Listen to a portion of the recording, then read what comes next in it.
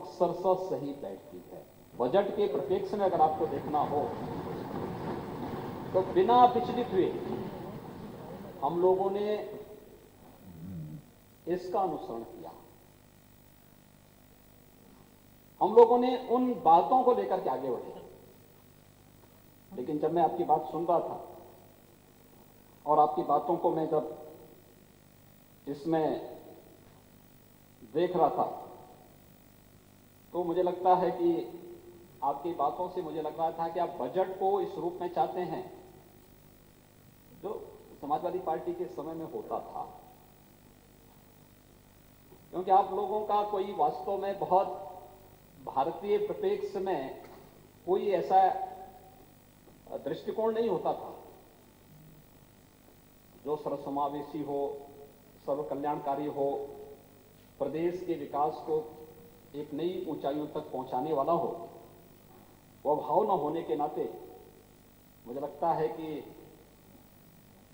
आपकी पार्टी जो पिछली सरकारें थी वह केवल एक बात को विश्वास करती थी, वह थी चारवाक का वह सिद्धांत, यावत् जीवेत् सुखम जीवेत् ऋणम कृत्वा घृतम जीवेत्।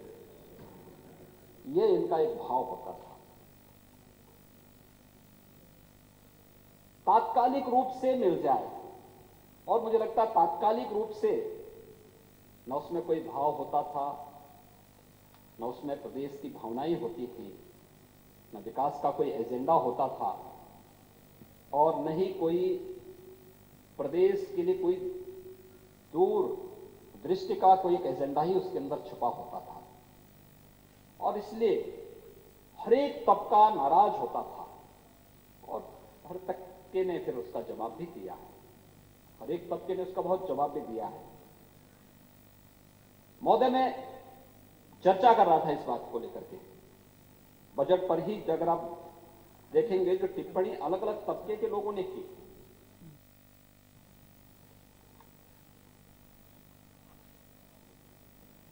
पूर्व मुख्य सचिव, उन्होंने इस बारे में कहा सरकार का विजन क्या, वोट से ज्यादा विकास पर जोर। हमें मालूम है तात्कालिक आवश्यकता के लिए बनाई जाने वाली योजनाएं न पार्टी का न प्रदेश का हित कर सकती है।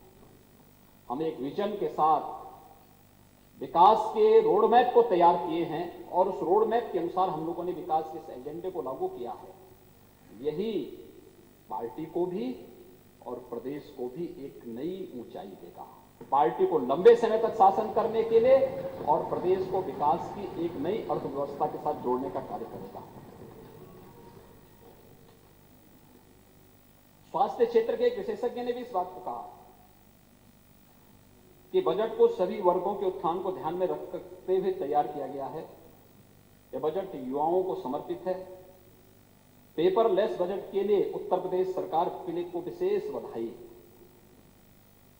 डॉक्टर अरोड़ा ने सरकार द्वारा कोविड-19 टीकाकरण के लिए विशेष रूप से जो प्रावधान किया है, इसके लिए भी उन्होंने आभार व्यक्त करने के साथ ही सुपोषण पर ध्यान देने के लिए भी इसको एक सराहनीय कदम माना है।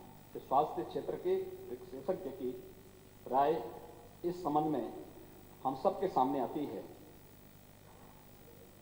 चेयरमैन सीआईआई ने कहा कि प्रदेश को आत्मनिर्भर, स्वस्थ और सुरक्षित बनाने वाला बजट है।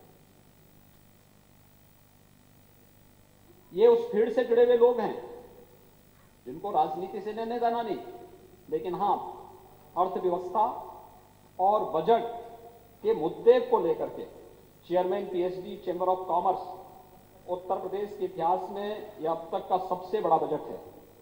किसानों, युवाओं और महिलाओं के विकास पर विशेष ध्यान केंद्रित किया है।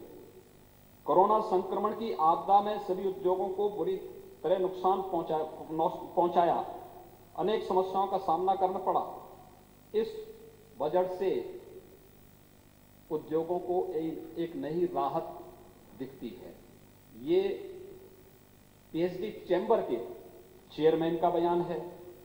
इसी प्रकार के प्रेसिडेंट एसोचैम के द्वारा भी प्रदेश सरकार के द्वारा प्रस्तुत बजट कोरोना की विपरीत परिस्थितियों के बाद भी समाज के हर वर्ग के लिए अच्छा है। सरकार ने जो बेहतर हो सकता था वह किया है और पिछले वर्ष की तुलना में 7.2% की बढ़ोतरी भी एक प्रशंसनीय कार्य है।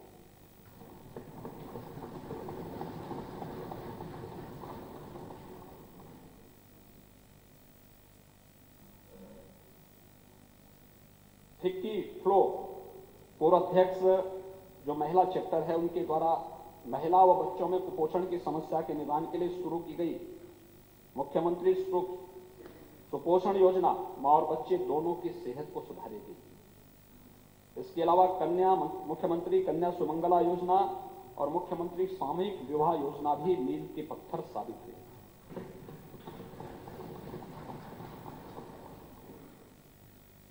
ऐसे बहुत सारे तबके के अलग अलग तबके के लोगों ने